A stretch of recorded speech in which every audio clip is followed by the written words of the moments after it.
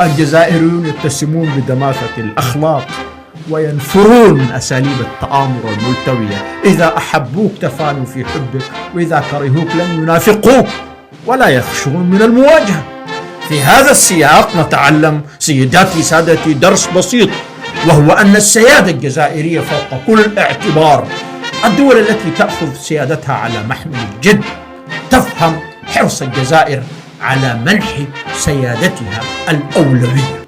وحدهم السماسرة من يجهلون ما تفعله الجزائر، فالسماسرة لا يقيمون وزنا للسيادة، لا يحتاجون إليه، تحركهم الأهواء، يبيعون ويشترون في المواقف وفي المبادئ كما تشترى الخضروات في الأسواق. في الجزائر السيادة تعني وصية في عنق صانع القرار، وصية كتبها ملايين الشهداء.